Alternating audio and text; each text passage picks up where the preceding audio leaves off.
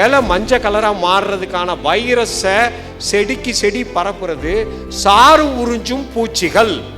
சாறு உறிஞ்சும் பூச்சிகளான தத்துப்பூச்சி, வெள்ளை ஈ, இலப்பேன், அசுவினி, இந்த 4 பேரும் இலைக்கு பின்னாடி உக்காந்து சாரை உரிய ஆரம்பிச்சாங்கன்னா அந்த சாரை உரியும் போது ஒரு வைரஸ் தாக்கப்பட்ட செடியில் இருக்கிற வைரஸையும் சேர்த்து உறிஞ்சிடுறாங்க. செடிகளுக்கு வர்ற அந்த வைரஸை பூச்சி இப்படி சாப்பிட்டு உடம்புக்குள்ள போயிடுச்சுன்னா பூச்சியோட உடம்புல இருக்கிற ரத்தத்தில் அந்த வைரஸு குட்டி போட்டு பெருகுது.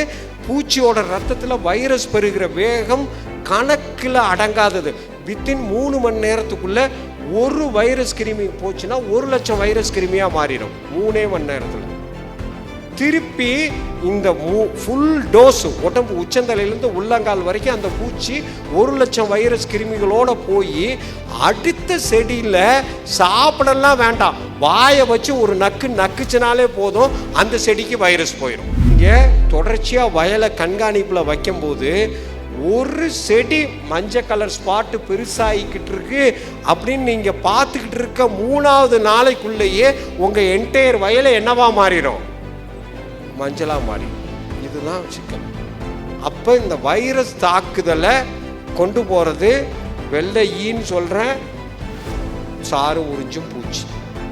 அந்த வெள்ளை ஈ. அப்போ வைரஸை கண்ட்ரோல் பண்ணுறதுக்கு நீங்கள் யாரை கண்ட்ரோல் பண்ணி ஆகணும்? வெள்ளை ஈயை கண்ட்ரோல் பண்ணி ஆகணும்.